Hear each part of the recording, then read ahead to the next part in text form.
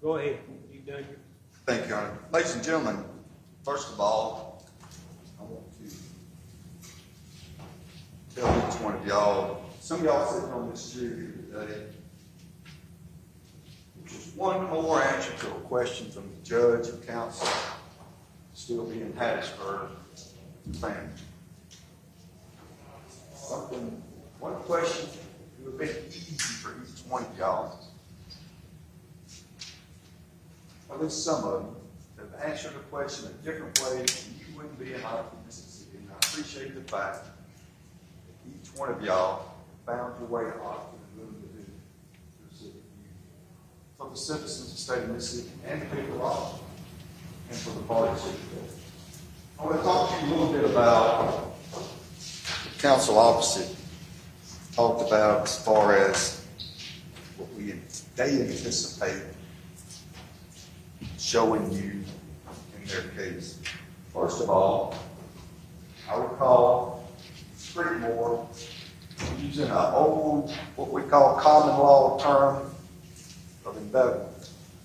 That is, tricking somebody to come over,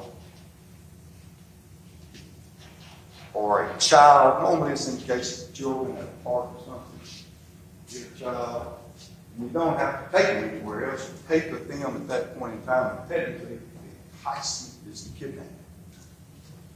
Now, I noticed during the opening statement, they didn't mention anything about the kidnapping aspect of it. They've got to prove that, Your Honor. I mean, ladies and gentlemen, they have got to prove that. That means that during the course of what they claim they're going to put into evidence, certain messages or conversations between Jay Lee and my client, they got to establish that happened. Because if that didn't happen, the rest of their case goes like a house of cards. You're going to, assuming the court allows any of this messaging and social media evidence in before you, you're going to hear that approximately 2:03, 2:04 in the morning, Jay Lee reached out, assuming it comes in, evidence, to Mr. Herrington. And I implore you to find anything in what they provided to us that supports the proposition that there was any threat or anything in those messages that my client threatened him in any way with. And I don't doubt, ladies and gentlemen, you're going to hear evidence about how David's mother loved him. I'm not saying he was a bad person, certainly not. The court's going to instruct you at the conclusion of this case that you cannot allow sympathy or a mother come into play here. You consider what she says as evidence. But y'all have got to decide in this case on facts. And what you're going to hear is nothing about a threat in shape, form, or fashion from my client. And you're not going to hear that he searched anything about strangling anybody. That he gathered any information for that purpose. Now, I'm going to say this. You can tell by the board hour yesterday, these are touchy subjects for everybody to get involved in. It doesn't matter whether or not it's heterosexual conduct or otherwise.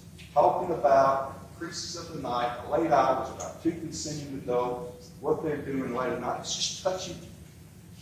Hard to board hour, hard to talk to George about it. People that have never met before.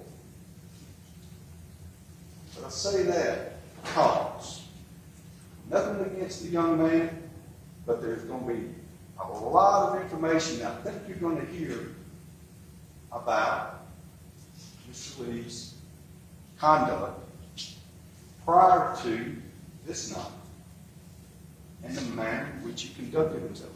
I'm not passing judgment on the young man. Those are facts. You cannot abandon your sense of responsibility. That's what they're going to ask you to do. Worry about the facts. Worry about compassion. Worry about sin. Things that occurred in his life, it was not unusual for him to be going out in the middle of the night. I think the evidence is going to show. I didn't make these things up. It's going to be stuff that the state provided to us. Okay? The way it is. He did go over, according to what I anticipate the state is going to present to you, and again, assuming that the judge allowed that evidence to come in, he did go to my client's apartment. It's going to be their theory. But it was completely unannounced. No evidence otherwise.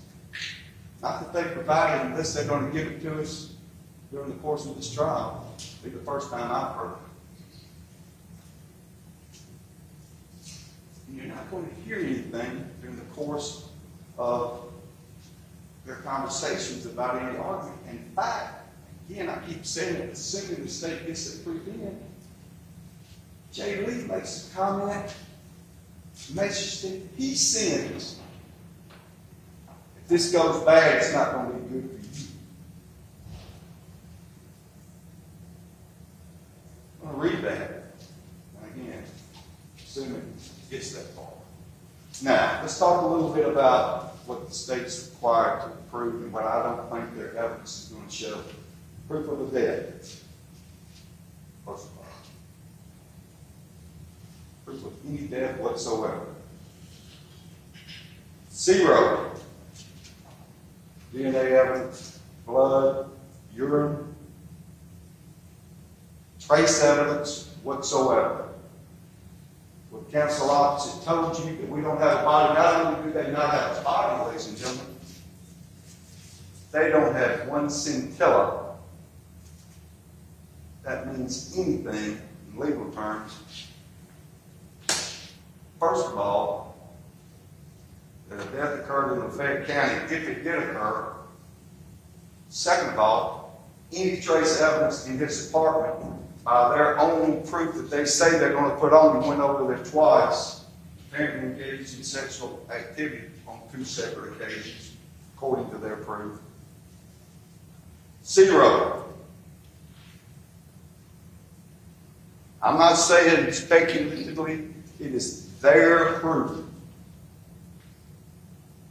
that a crime was ever committed inside our client's apartment, or in the parking lot, or in his car, or in Jalen's car.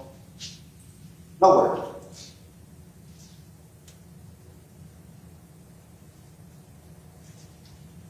I remember yesterday in council, Mr. Creekmore, I've known a long time, he said, ladies and gentlemen, we think we're going to have a gamut of opportunities to find Mr. Herrington guilty of murder, manslaughter. What they're expecting you to do is to allow them to throw something up against the wall, hope it sticks, and you decide, hey, that's the proof you're going to hear. Objection. Pardon. Ladies and gentlemen, you are not going to hear anything that supports a finding of a killing or a death. Period. You're going to hear some conversations between 2 young guys. Like I told y'all yesterday, I got 7 kids. These kids nowadays send stuff back and forth to each other. That's what happened here.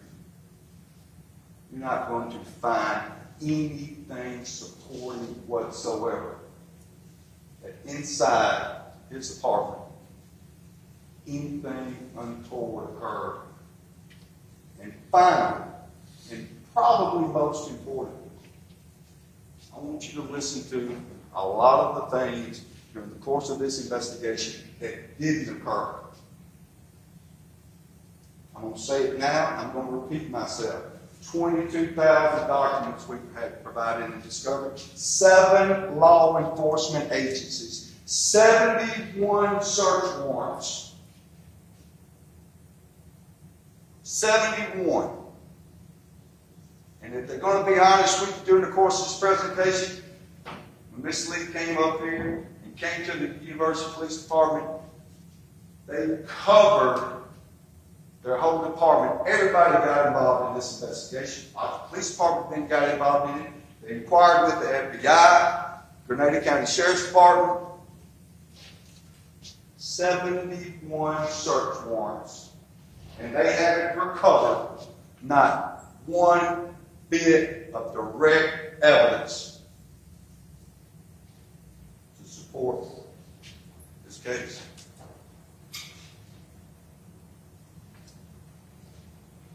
And I challenge the prosecution and the Oxford Police Department, Ryan Baker, nice fella, Jamie Portman, nice fella, challenge them to say we have one bit of direct evidence. You can't go on conjecture, you can't go on speculation, you can't go on suspicion. Guesswork, wonderment, all those things you can't do. It's got to be factual. And I submit to you, ladies and gentlemen, this conversation or this search that she made reference to about strangling, we don't have any idea what the context of that may have been about. And they're not going to be establishing the context.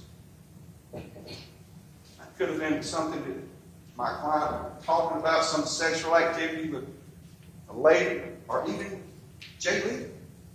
Who knows? Someone else. Or not her.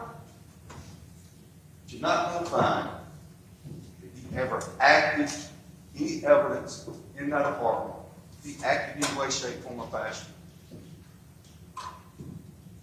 I submit to you, ladies and gentlemen, that at the conclusion of this case, you're going to have just as many questions then as you do right now about whether or not they've proven a debt.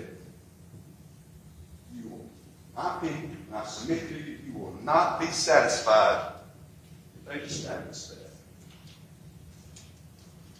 Only verdict you can return is going to be not guilty. Not the manslaughter, not the second degree, not the murder, certainly not the capital murder, or any of them.